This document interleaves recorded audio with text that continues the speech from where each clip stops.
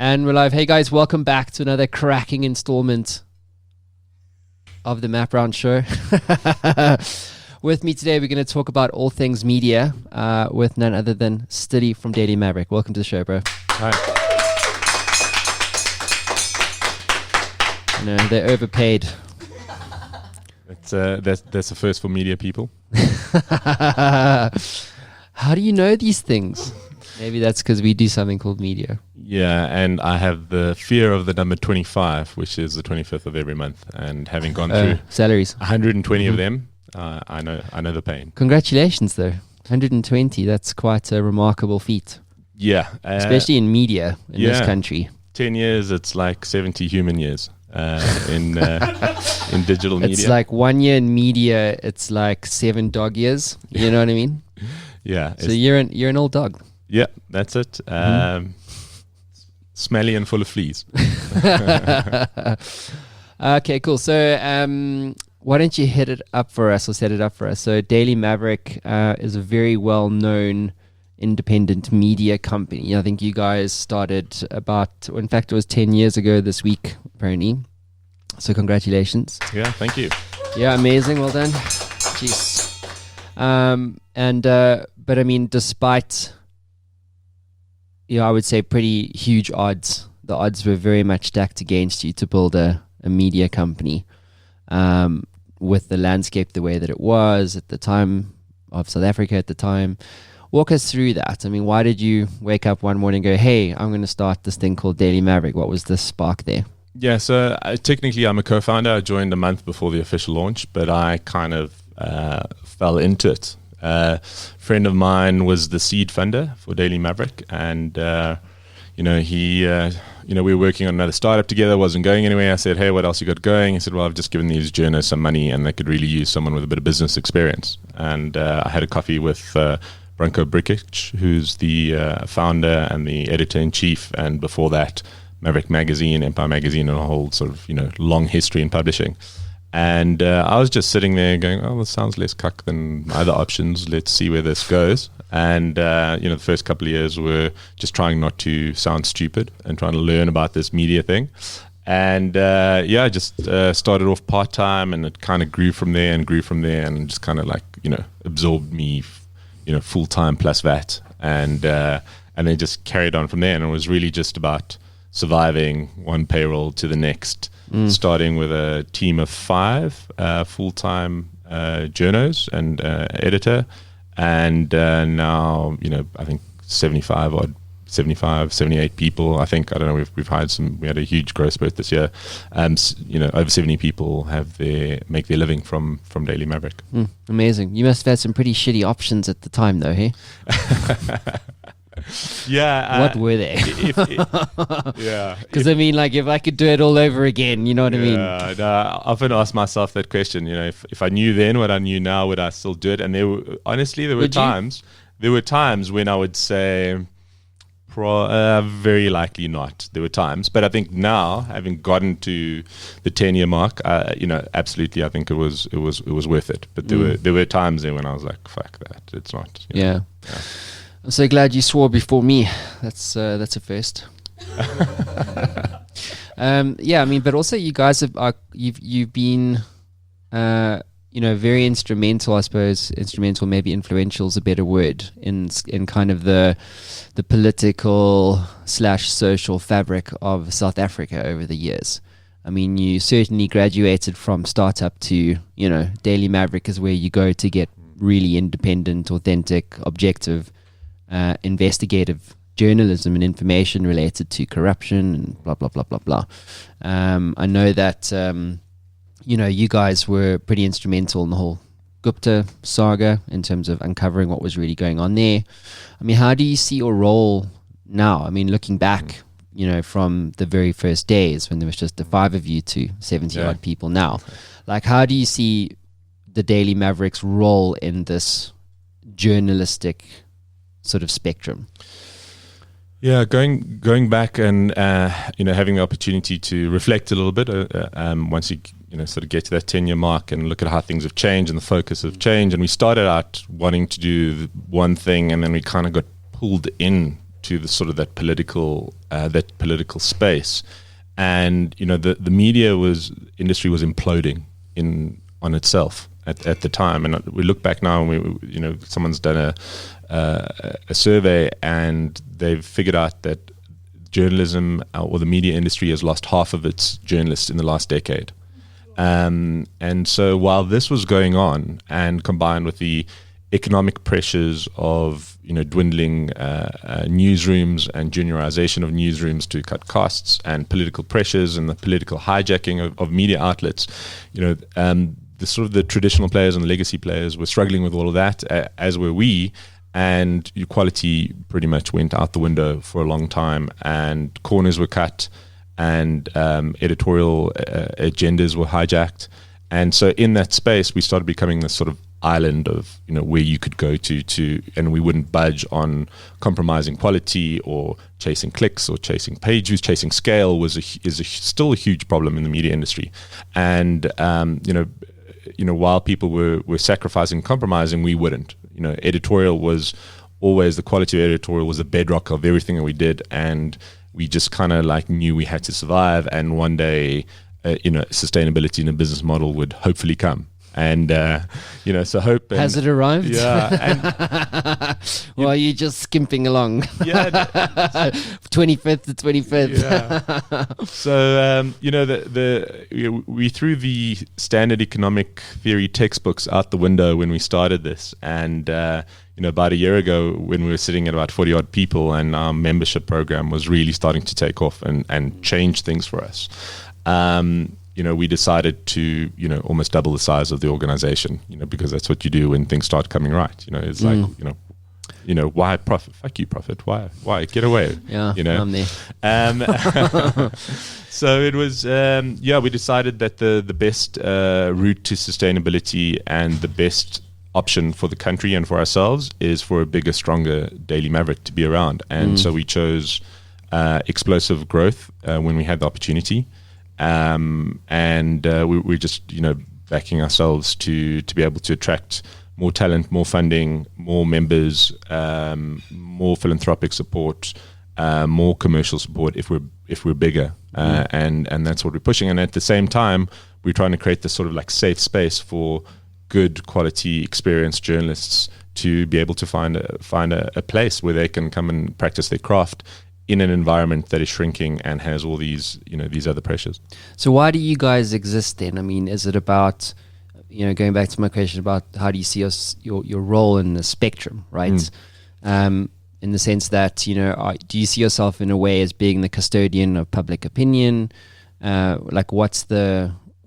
are you pursuing this scale, and to what end? Yeah, so when we look at everything that's happening with the, sort of the rise of fake news and falsehoods and the deterioration of the quality of editorial around the world, actually, we see our mission is sort of twofold. One is to defend truth in a time of all this corruption and fake news and the democratization of messaging and media to people, where checks and balances have been lost. So that's on the one hand, and then on the other hand, as we expand into other areas as well, is that if you're going to give us your time, we want you to be better informed after having spent time with us and read any Daily Maverick article on any one of our sections, so that you can go out and make better decisions.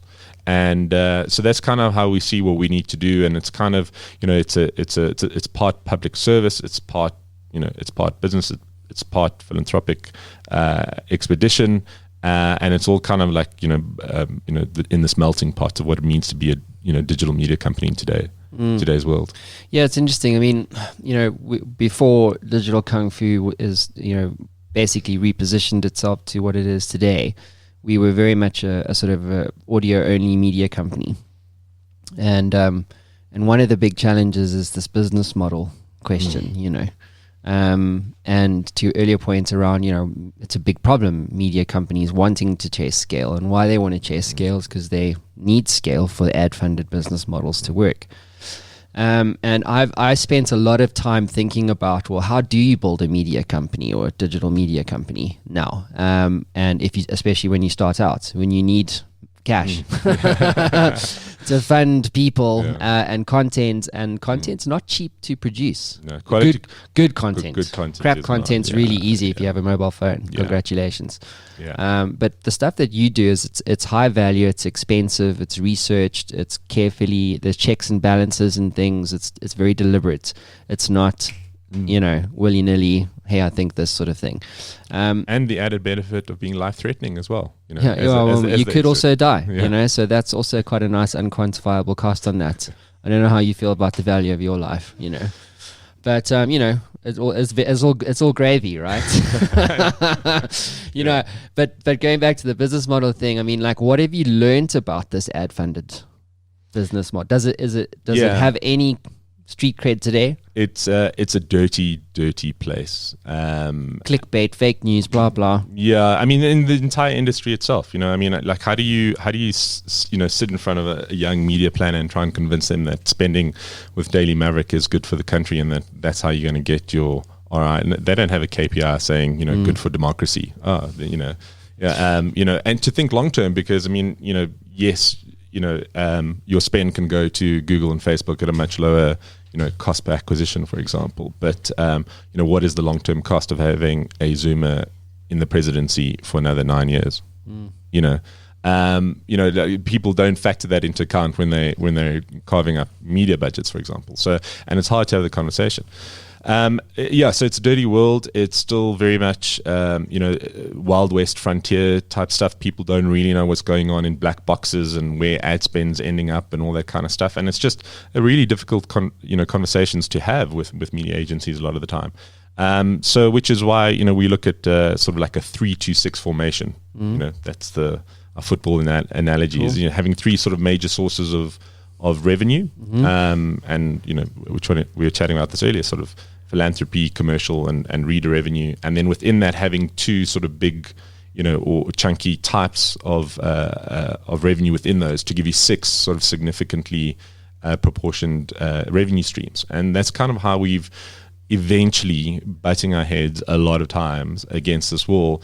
It's starting to emerge for us, and we're starting to see trends in the States where this concept of trading non-profits who have to be commercial, who have to sustain themselves with commercial efforts, is starting to become the new way that media are sustaining themselves in, especially in that public service space, the accountability journalism, investigative journalism. That's really hard to fund. Yeah.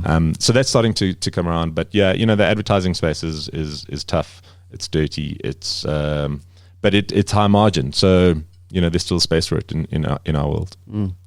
Unless you're Facebook. Yeah. Facebook is the devil, basically. So you agree with that? Yeah. Okay. I'm also. Have you seen that shit that Zuckerberg and what's the chick? AOC. Yeah. Fucking hell. Yeah. That's. I mean, we will allow the political ad thing 2020. So Zuckerberg's got like another commission, at the Senate or the House in the States, basically interviewing him, and they're like, so are you going to allow political candidates to manipulate the public through your ads program? And he goes something like, it's not a no. It's like, no, well, look, I mean, it's freedom of speech. It's not for us. And I'm like, listen, motherfucker, if Trump got into power for this exact reason. Yeah. Absolutely. And now look. Yeah. The most read, or I think the most shared article about in the 26 election campaign in the States was an article entitled Pope Endorses Trump. And I think it got like 5 million reads. And obviously a fake article. But now, if you look at the margins and in some of those swing states, we're talking about tens of thousands of people made the difference in those swing states. So, I mean, can you imagine, and especially in some Bible Belt states, where that could be an article that really tips the scales at a national level? We saw the same thing with Brexit, and so the question is now: can any big democracy have a fair election when Facebook isn't implementing any sort of regulatory oversight into political ads and to the way falsehoods are easily promoted on their platform? And that's the big issue that I have with the likes of Facebook and Twitter, is not that they were better than us as media in selling advertising. I mean, in fact, they did a better job. Awesome, great, well done. You know, in fact, what can't do about that? It's the fact that they don't uphold any standards or aren't willing to go to the lengths that we have to by abiding to a press code, by being responsible for the kind of ads that are shown on our platforms. They don't do that, and that's the part that I think is the real killer, and why ultimately it's going to be up to the regulators to solve this problem. Yeah. But man, it made me angry. You know what I mean? Yeah. That you're in such a incredibly unique power of influence, and you choose to abuse that in pursuit of greed. Yeah, greed and your shareholders and ego and things like that, and profit, right? And money. Good luck with Libra, dickhead. You know what I mean? Do you have Facebook on your phone? I don't have the app. Don't you? I don't have the app on my phone, but I do have a shortcut to the Moby site. You do? Yeah. Because I'm going to delete Facebook right fucking now. I don't have an account. How do I delete? See, now it won't even let me delete this thing. Huh? What? What? You need it. I don't. Like, I take flack on social media for stuff that you say, Q. We've been down this road. I don't need social media. You need social media. I'm a social brand, but doesn't mean I need to run my own shit. We've been... Okay, anyway. We digress. Yeah, no, I mean, I've been dark on Twitter for a long time. I don't think I've used the account in my capacity for a couple of years now. I mean, I get the odd link that gets posted on our WhatsApp group, and I need to check it out. But yeah, cutting that out of my life has been great on so many levels. And then Facebook, the odd check in just to check up with what family's doing and stuff like that. I've actually uninstalled it probably half a dozen times, and then for some obscure reason, like they need like OTP pins and things like this, so I have to continually reinstall the thing for it. It's annoying. Yeah, no, it's. I think we'll look back. I mean, like I said, we're in the Wild West time of social media now, and I think it's not going to be like that forever. I think eventually regulators, common sense, and the backlash from people is going to come back and bite them, and couldn't happen to a nicer bunch of motherfuckers.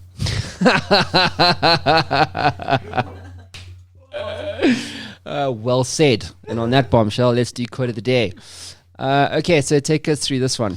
Yeah, so this is a quote that I offered up when we do 20 questions with everyone in our team, and every 2 weeks we send out a newsletter to our members. And this is: the secret of life is to fall 7 times and get up 8 times. So pretty much very reminiscent, and I guess encapsulates the Daily Maverick experience for me, which is really just getting up again, time and time again, and in that perseverance and / stubbornness of building a company in a very difficult industry, in a very difficult time, probably the most strenuous time of being in media in the history of being in media.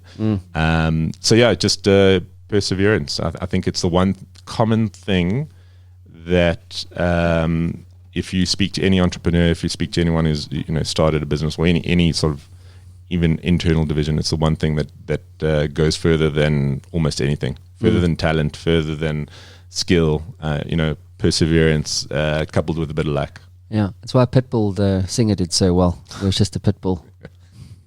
Wouldn't take no for an answer. Yeah. I'm going to rap in your song. No. Yes, I am. No. And then he became a billionaire, and he pumps everyone. Let's get for him. Right, so can someone turn on the aircon there at the back? It's getting a bit hot in here with all these F-bombs. So on this perseverance thing, I mean, I think I would say that it's also been a huge reason for anything I've achieved is just not ever quitting. I would also say it's been the biggest reason for my failure is quitting and choosing to quit. Obviously, as you say, you had times when you felt like you wanted to quit. When should someone quit? So I gave a talk last week at the African Investigative Journalism Conference, and I talked about things we learned over the last 10 years and what were our failures. And I think one of our biggest failures was not knowing when to give up sooner. And that's tied in with not going into new projects or starting new projects with clear objectives and results that we were hoping to achieve from that. We do a lot of stuff, from our gut, and we go into it and we don't kind of sit down and say, okay, what exactly we're trying to achieve here? And so we did too many projects where we just, the perseverance and the stubbornness was actually to our detriment.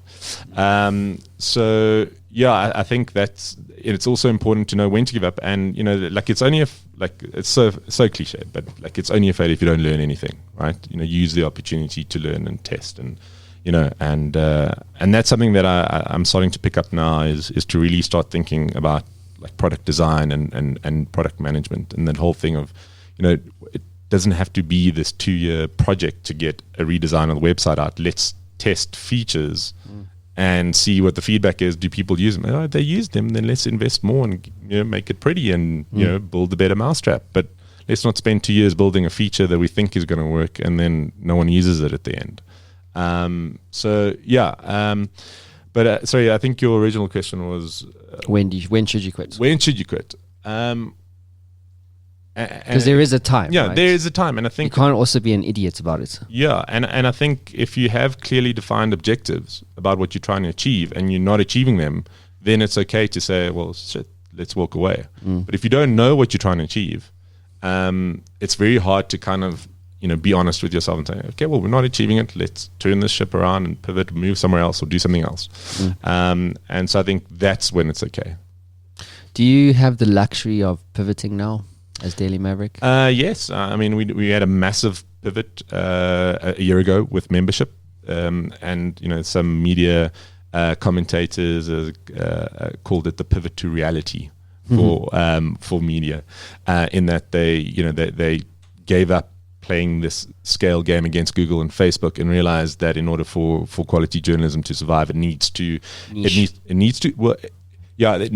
is part of building a community and having engagement, but ultimately you have to go to your readers, and that's the pivot to reality that's happened. So that for us was a big pivot. I went to the States on a study tour, innovation tour, and came back and told my editor, look, I was expecting doom and gloom, but there were places over there that were so optimistic about the future, and the one thing they all had in common was they'd cracked the reader revenue conundrum.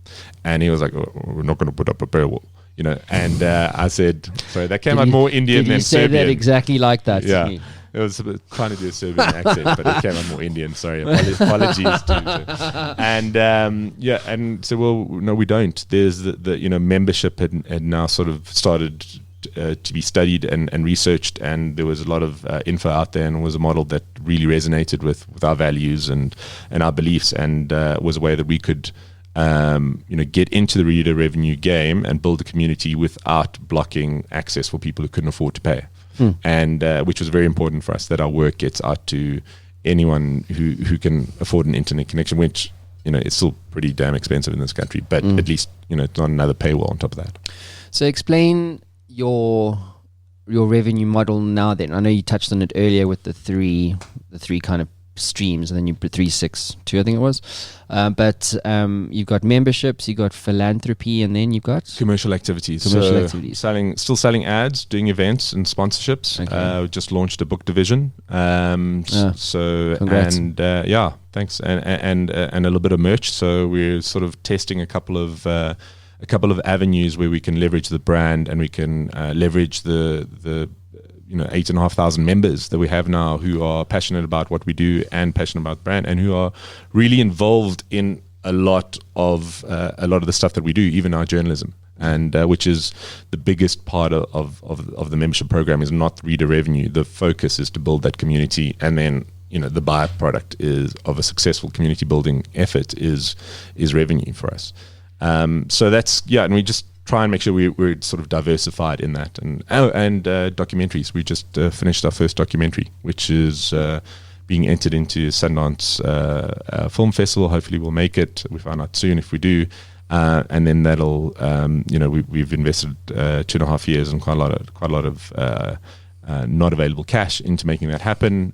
But it's the kind of thing that can hopefully pay off in dollars. And so it's been picked up by a European distributor and African distributor, and if we get into Sundance and hopefully North America. What's it called? Give it a punt. It's called Influence. It's the story of Bell Pottinger, Cambridge Analytica 1.0, the original political election meddlers with.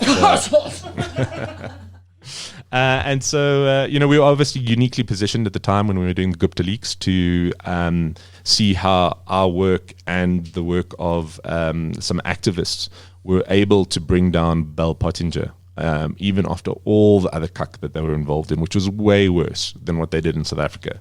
And it was just at a time there was a power struggle going on. And, anyway, so this is the story of Tim Bell, who started Bell Pottinger, and how he would go around. He was involved in the 94 elections. And it's amazing. The Nats got 20% of the vote in the 94 elections, which is the actual real miracle of the 94 elections. But he was involved and working for both sides as well. And then there's Iraq and Chile and Wasn't Ukraine. it a 96% No. landslide? No, Why it do was I 60, have that number in my 60, it was 60, low 60. And there are people who believe that that was an engineered result, because that was below 2/3 majority. It was a significant majority, but not crossing the 2/3 hold. So there was all sorts of shit. But anyway, we follow the story of his life in political meddling and advertising and trying to influence people, and goes all over. And so the movie is it's going to be released early next year, and Cool. we're hoping it's the start of a great spin-off business for us. Interesting that you've gone with content again. And that's what we're good at, right? Yeah. We're storytellers, and there are so few people telling good stories, and especially in this half of the hemisphere, there are very few people who have access to the kind of stories that we have, and B, who are telling the stories at a level and in a way that we are. So it's just kind of the opportunity came up, and our multimedia team were like, shit, there's a documentary here, we should try and do this. And we're like, okay, and it's just kind of gone from there. So we've got another one in the works that they're now in filming a teaser for in the States, called Sneakers and Guns, and it's the story of how terrorists use high value techies to move value around borders and ultimately fund terrorism. I'm sorry? Yeah. There are techies that cost $10,000. Do you know that? Okay. Yeah. So you can, basically any store of value, but this is a story of how. Is this Bitcoin loaded? 'Cause that's about the same price as one Bitcoin. Yeah. So, you can move, imagine you got a, and there was a robbery here in Joburg, and you can trace how that robbery of those units ends up funding Terrorism. a terrorist act in. So people are France. hijacking $10,000 sneakers. Where? All over the world, but And selling them on the black market Yeah. for $5,000, and then taking that cash and funding terrorism in America. Or any terrorism. Anyway, Africa, Europe. Look, the story is going to unfold as we spend more time investigating and doing the teaser and getting the funding to get it going. But these are the kinds of stories that are there and then told, and that we come across in the work that we do, and it just kind of makes sense. Okay, what are we good at? Well, we're good at telling stories in words. Okay, we're going to get better at telling stories in documentary videos. And we've done short form documentaries, and this is a full feature length one. What does it cost to produce a documentary? Anywhere from again, depending on whether you're going to shoot it on an iPhone but I think this like a nice handheld digital camera type of thing. Look, this one, the first one that we did, Like those ones. The budget for Influence was $1 million. Holy shit! Really? Yeah. That's a massive budget. Yeah, and it's probably one of the biggest in documentaries in South Africa that's ever done. For sure. But we worked with international co-producers to make it happen. So it's proper quality, that thing here. Yeah. No, it is. We're hoping it'll be one of the best documentaries ever made. And you got to pre-fund all that upfront, eh? No, not all of that. You have to take some risk capital, and the reason we worked with local co-producers and then international co-producers was to reduce the funding risk. So we're effectively only like a 20% shareholder in the movie. But it's also, I mean, we were never going to be able to afford $1 million. So that's so we're learning this as we go, and as we get more experienced, we won't need that many co-producers. And tell me, what's the upside of that? Like if it does get sold or acquired or whatever, what does the distributor pay? So a distributor will sell it into networks like Netflix or BBC documentaries or CNN documentaries, and depending on how they sell that, you could. Look, we're looking at this. If we get our money back, we've done fucking well. Not to lose our shirts on our first go at documentaries, which is very possible. There's kind of like, you don't know. If it does well at the festivals, if it gets picked up by North America and Asia and Europe and into great networks, it could have $1 million return. Which is nice, which is great. But you don't know, right? So, just remind me to connect you to. Have you heard of Roku before? Smart TV network. Yes, yeah. I can get your stuff on their network if you're open to that. Yeah, I don't know what your distribution deal's like. Well, I mean, so that's where the international co-producers would get involved, and they chat to all the different distribution options and partners and availability. Yeah. Cool. So you mentioned the Guptas earlier. Obviously, that's a big stink, in our kind of history, both from a consumer and media perspective, journalism perspective. Covered this with Alec Hogg. I know you listened to that show. But can you walk us through exactly what you did in that space and maybe shine a light on, where is investigative journalism actually at today when it comes to real important issues that affect entire nations? Yeah, look, investigative journalism is one of the cornerstones of any democracy.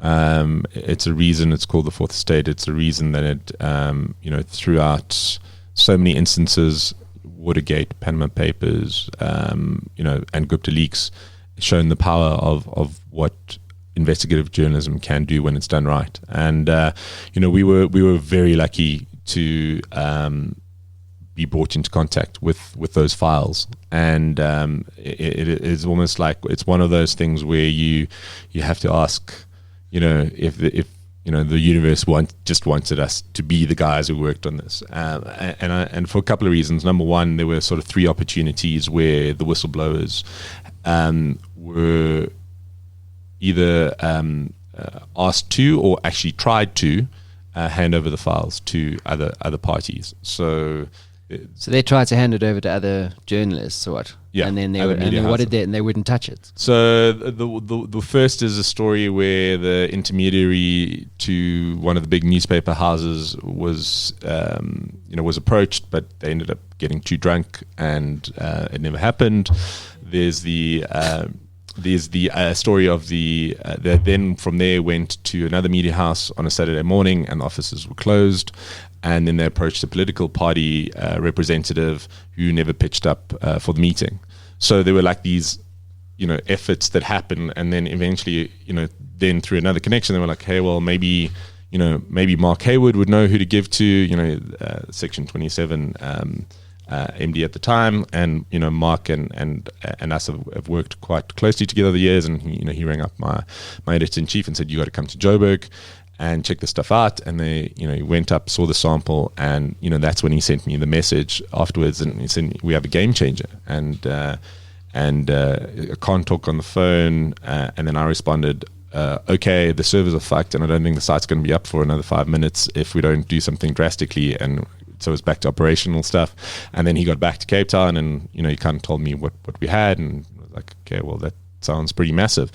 And we had to sit on it for a while. We reached out to our friends at Amabungani, who had South Africa's best long-established investigative teams, and we'd been investigating the Guptas for a long time, and we knew we didn't have the capacity to do this by ourselves, and this was much bigger than ourselves.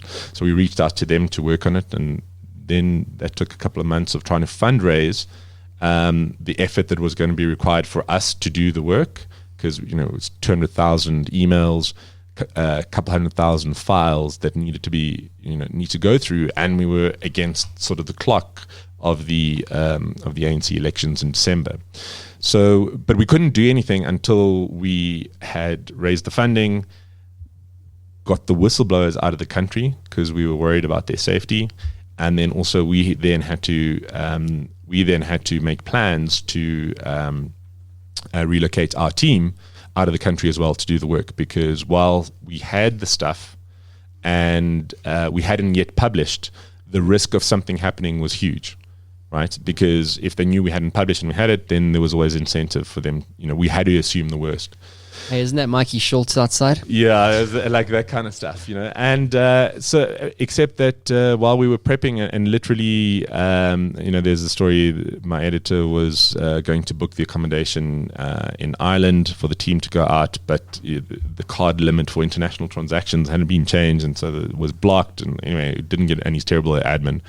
And by the time I got around to booking it again, I saw a tweet from the Sunday Times with tomorrow's headlines, and this was on a Saturday night, and it was the exact same story that I'd seen from the sample, and I was like, what the actual fuck has just happened? And for a couple of weeks we didn't know. We thought the whistleblowers had gone public. No, that they'd gone, that they were playing with two media organizations, and then we could quickly find out it wasn't them, but they were still in the country. So we were like, any day we were expecting them to be found floating in Broomer Lake, and luckily we and the funding that we'd arranged to get them out the country was now in jeopardy, because they were going like, what is going on here? And anyway, it turns out that one of the people that we'd been working with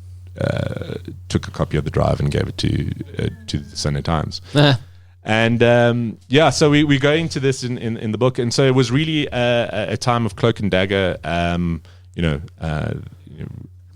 Editors were sort of sharing panda emojis as the signal to meet in the park, to leave phones in the car, and then walk out into the park to have sort of planning meetings and stuff, and trying to raise funding for the whistleblowers and ourselves to be able to do this, and then being thrown the curveball of the Sunday Times getting the hard drive. So did they leak that first? So they broke it, and then they just kind of ramped up everything, and we just went into overdrive. And for the first couple of weeks, it was a shootout to see who could do it, which is unfortunate from an editorial point of view, because we really wanted to do it properly and have a planned and systematic release of stuff. But on the other hand, it now meant that there was a second target on another media house, and so that reduced. Which actually the made threat. Reduced so it was actually a good thing. So it was a good thing, and in the end, we got the result. That the stuff came out, and that it helped influence the outcome of the ANC election, even if the final margin was 3%.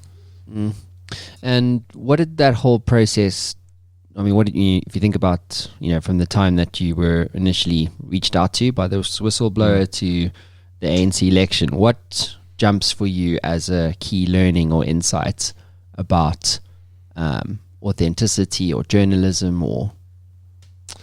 Look, at the time we kind of knew that this was going to be the story of our lives, that we knew this was going to be the defining moment of our careers, and that we had to suspend everything else in order to make this happen. And so we, through every available resource, we called in every available favor. We gave our stuff away to other media houses for free, and it was really kind of like the Springboks. This was about something so much bigger than just ourselves. We could have, in that moment, we could have probably achieved commercial sustainability, throw up a paywall and put this, but we would have most likely have had a different president. And so it was really, the learning there was, and so often journalism is about serving the public and keeping that as the foremost motive in doing what we're doing. Because I would guess that if any other editor of a major media organization had got that, chances are we would have had a different result. I think The fact that we don't have a paywall, the fact that we were willing to collaborate with Amabungani and News24, the biggest media house in the country, and to give our content away for free, I think that made a big difference, as opposed to someone else who's trying to sell a newspaper or trying to put up further paywall. So it was really just about. It wasn't about us. This was way bigger, and that was the learning. Well, in a way, you basically stole from Jeff Bezos. So you pursued vision and growth over short-term profits. Yeah, and I think that's kind of been us from day one, really. And yeah, I mean the vision was never ever to budge on editorial, never to back down if an advertiser threatened to pull spend, or if a politician threatened us, or if a legal letter arrived, or if times got too tough and we needed to chase clicks and scale and all that other rubbish. It was like, this is the one thing we will not compromise on. Yeah, the one thing you guys don't get a lot of I suppose payback on is this idea of courage, because it takes courage to do what you do, period, let alone get thrown into the hot seat like that. And then so kudos to you guys and your team there for sticking to your own editorial kind of mantra. Yeah, I think journalists also a bit crazy too. Like they're the kind of people, you get people, there's a big fire happening and everyone's running that way and they're like running to the fire. Like it's like towards, okay. Yeah, smile. Hold your gun up. Like, how did this start? But it is incredibly rewarding, and that you do need to be courageous, and it's hard, and I think people often forget that the threats are there and they're almost constant. The threats to physical safety, the threats to, and we are mostly female newsroom. And most of our investigative journalists are women, and they get way more flack than their male counterparts. And that's actually a theme around the world. But in a violent country like South Africa, that can be incredibly scary. And then the impact that has on one's mental health as well. To look into the abyss of the worst of humanity / social media on a daily basis, and have to deal with that, as well as like the stuff that we saw that happened in the last decade, and to not lose faith in humanity, and to still persevere and go, well, what I'm doing has meaning, will have impact. But it's an always like this chap here on the wall. Obviously, Zapiro. He writes or puts cartoons in your stuff all the time. And so he's in my book, Your Inner Game, #1 on Amazon, by the way. But I mean, like, if I've had, as I said, I've interviewed Alec, now you, Zapiro, and it's the defining characteristic that ties all successful media / journalists together. It's this ability to say what needs to be said despite whatever is standing in front of them. To your point, it's like the Steve Jobs, the crazy ones ad, by Apple. It's like the crazy ones are the only ones that ever changed the fucking world. Jonathan as well, same story. Death threats numerous times, thrown in jail, blah, blah, blah, blah, blah, during apartheid and stuff like that. So it's like part and parcel of that, of your game now. Yeah, and you just have to accept that. Yeah. That is, that's what we signed up for. And we sometimes we feel like we have it bad, and then you go to a media conference with some of our colleagues from other countries in Africa, and they'll have a session on terrorism journalism guidelines, how to interview a terrorist who's holding hostage for ransom. And then you kind of go, module 1. Yeah. Or the fact that in some countries the only way journalists can survive is to take a brown packet of money from advertisers or politicians, because they don't get paid. They can't be paid, and so you kind of go, okay, just big old panties, and let's go. It's still okay.